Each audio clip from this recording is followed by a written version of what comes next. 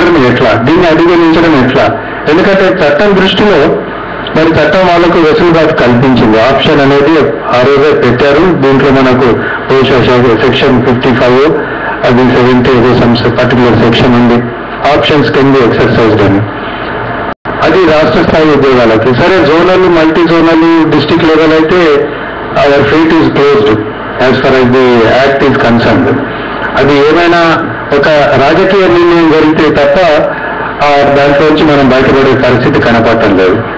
అది అట్లా ఉన్నప్పుడు అసలు రాష్ట్ర స్థాయిలో కూడా చాలా మంది ఎంతో నిర్భయంగా, కొంతమంది అయితే మరీ నిస్సిగ్గుగా. ఎందుకంటే నాకు తెలిసిన ఒక ఎగ్జాంపుల్, కమర్షియల్ ట్యాక్స్ డిపార్ట్మెంట్ లో ఒక డిప్యూటీ కమిషనర్ సమయ కెమెరా కోసం రాజీనామా చేసి మళ్ళీ రాజీనామాని కొన్ని కారణాల వల్ల విత్డ్రా చేసుకొని ప్రస్తుతం ఆర్డర్ టు సర్వ్ బేసిస్ మీద ఆంధ్రాలో పని చేస్తున్నప్పటికీ ఆప్షన్స్ ను ఆసరాగా తీసుకొని తెలంగాణకి ఆప్ట్ చేశాడు ఆయన. ఇంతకన్నా దుర్మార్గం ఉంటుందా? దీన్ని తెలంగాణ బిడ్డలుగా మనము ఎట్లా ఇట్లాంటి సమస్యల్ని ఎదుర్కోవాలి? దీనికి ఏమైనా పరిష్కారం దొరుకుతుందా?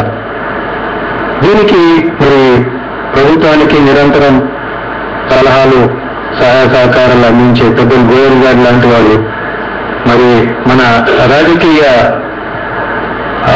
నాయకులకి ఎట్ ది ఎపెక్స్ లెవెల్ ఏ రకమైన సలహాలు సూచనలు ఇచ్చి ఇట్లాంటి సంకట పరిస్థితి నుంచి, క్లిష్ట సమయం నుంచి మనం ఎట్లా మన ఉద్యోగుల్ని ఏ విధంగా ముందుకు నడిపిస్తారనే అంశం పైన వాళ్ళు చాలా ఆసక్తికరంగా చర్చ సాగుతుందని నేను అనుకుంటూ ఈ తొలి మాటలు చెప్పడానికి నాకు అనుమతించిన వేద్ కుమార్ గారికి, తర్వాత ఈనాటి యాంకర్ మన సుధాకర్ గౌడ్ గారికి ధన్యవాదాలు తెలుపుతూ ఈ ప్రసంగాన్ని ముందుకు తీసుకువెళ్లాల్సిందిగా గౌరవనీయులు గోయల్ గారిని కోరుతూ వారికి మైక్ ఇస్తున్నాను.